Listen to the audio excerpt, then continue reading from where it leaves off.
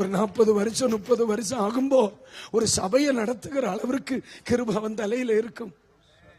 ஆமீன். ஒரு அந்த வீட்டில் வளருகிற பிள்ளைய எந்த கட்டாம்பரத்தில் கட்டி கொடுத்தாலும் அந்த இடத்துல அந்த பிள்ளை வாழும். ஏன்னா வீட்டுல அம்மா சகிச்சு பிள்ளைய படிப்பிச்சிருக்கு, அப்பன் சகிச்சு பிள்ளைய படிப்பிச்சிருக்கான், கஷ்டத்தை சகிச்சு பிள்ளைகள் வளர்ந்திருக்கு, பாடுகளை சகிச்சு பிள்ளைகள் வளர்ந்திருக்கு, கண்ணீரை சகிச்சு பிள்ளைகள் வளர்ந்திருக்கு, உபதேசத்தை சகிச்சு பிள்ளைகள் வளர்ந்திருக்கு. அந்த சகிப்புத்தன்மையில வளரும்போ நமக்கு எதுவும் கஷ்டமா தெரியாது. ஒவ்வொரு பாடுகளுக்கு பின்னாலேயும் கிருபை இருக்கு, கிருபை இருக்கு, கிருபை இருக்கு, கிருபை இருக்கு, கிருபை இருக்கு, கிருபை இருக்கு. இந்த உபதேசத்துக்கு பின்னால கிருபை இருக்கு, இந்த கடிந்து கொள்ளுதலுக்கு பின்னால கிருபை இருக்கு, இந்த கிருபை இந்த உபதேசத்துக்கு பின்னால கிருபை இருக்குன்னு வளருவான். இவன் எங்க போனாலும் சபை வளருமே, இவன் குடும்ப ஆசீர்வாதமா இருக்குமே. அதுக்கு காரணம் என்ன தெரியுமா?